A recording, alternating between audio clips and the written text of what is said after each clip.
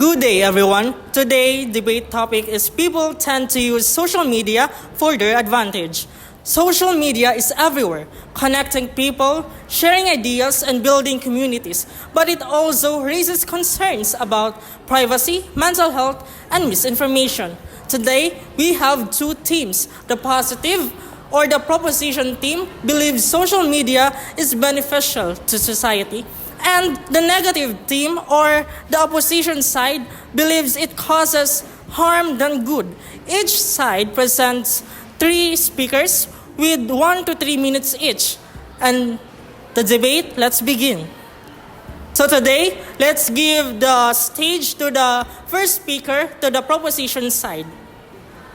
Good day, everyone. Good day, Chairman. Good day. So I am the one who talk about positively about social media. So social media is a powerful communication tool that has changed how we interact with each other. It connects our friends, a family across a continent instantly. Whether it's a student studying abroad or relatives separated by distance. Platforms like Facebook, WhatsApp, and Messenger allows them to maintain close relationship. During emergencies such as natural disaster or the COVID-19 pandemic, social media became a lifeline.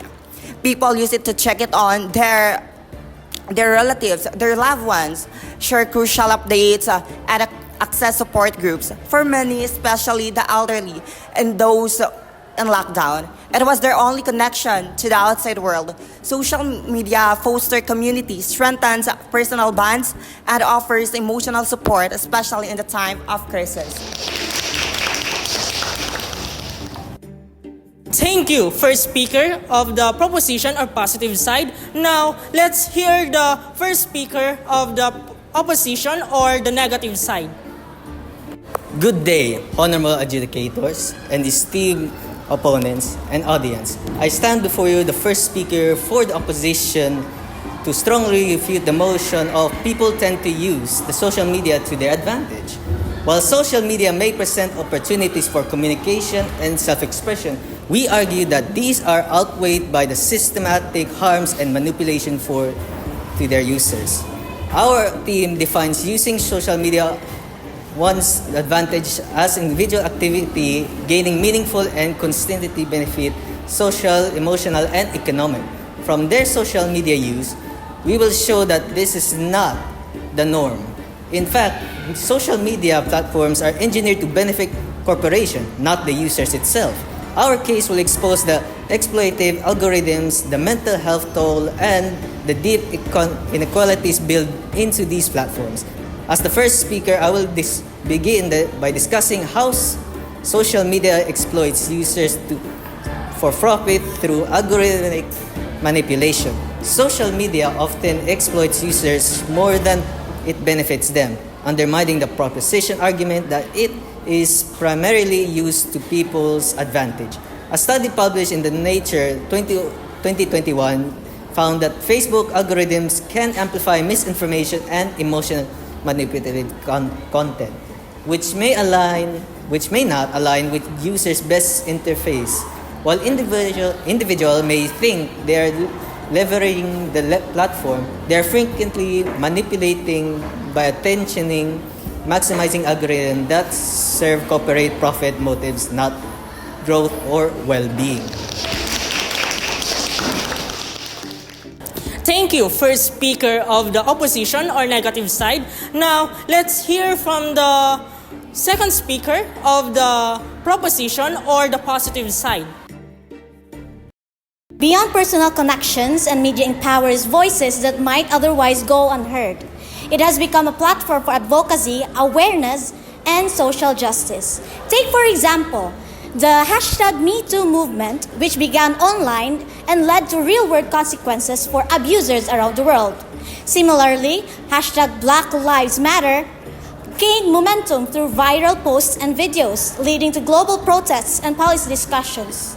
So social media provides a space where anyone, regardless of status or locations, can raise awareness, mobilize communities, and make a difference.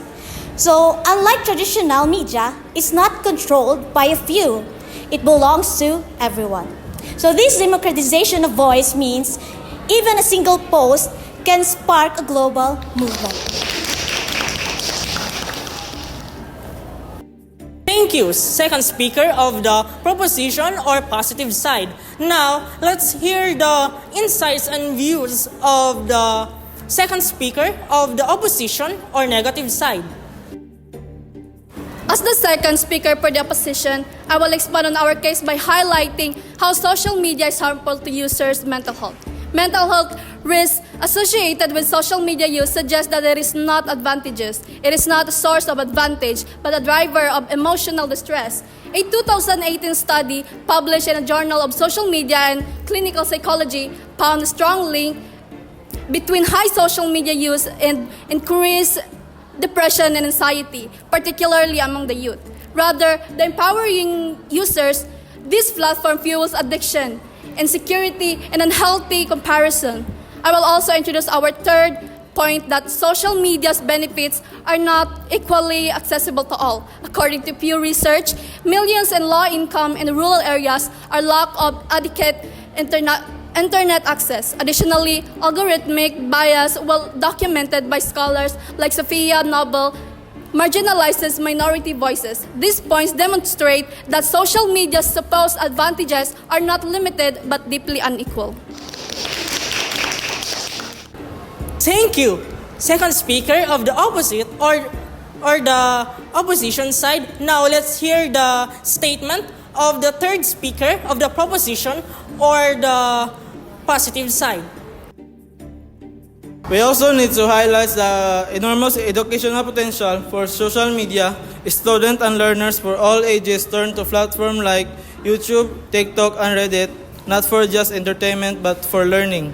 YouTube offers tutorials on everything from calculus to car repair. Teachers and creators make content that is interactive, engaging, and free. Social media also builds learning communities, Reddit forums for science discussion, Discord groups for coding, or Facebook groups for language learning. This platform encourages collaboration, idea sharing, and lifelong learning. They help students in remote areas or underfunded schools access quality educational resources. In a way, social media bridges learning gaps and promote global education. Thank you, third speaker of the positive side. Now, let's hear the final statement of the third speaker of the opposition or the negative side. So, as the final speaker of the opposing team, my role is to summarize our key arguments and rebut the points raised by the positive side. First, while the proposition may claim that individuals use social media to connect or build influence, we've shown that such outcomes are the exception, not the rule. The average user is more likely to be exploited by the engagement-maximizing algorithms than to gain any true advantage.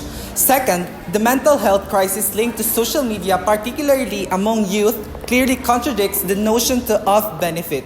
Note that consistently harms its users emotionally can be called advantageous. Third, the inequitable access and bias systems embedded in social platforms may mean that any advantage is not available to all, but only a privileged few. In conclusion, social media, far from being a tool for personal advantage, is a system of manipulations, harm, and inequality. For these reasons, we strongly oppose the motions of the positive side. Thank you. Thank you, both teams. The positive team emphasizes how social media help us connect, educate, and speak out. The negative team warned us about the harmful effects of mental health, misinformation, and real-world relationships. This debate shows full social media can both help and harm, depending on how we use it. The final decision is up to all of us. Do the positive outweigh the negatives?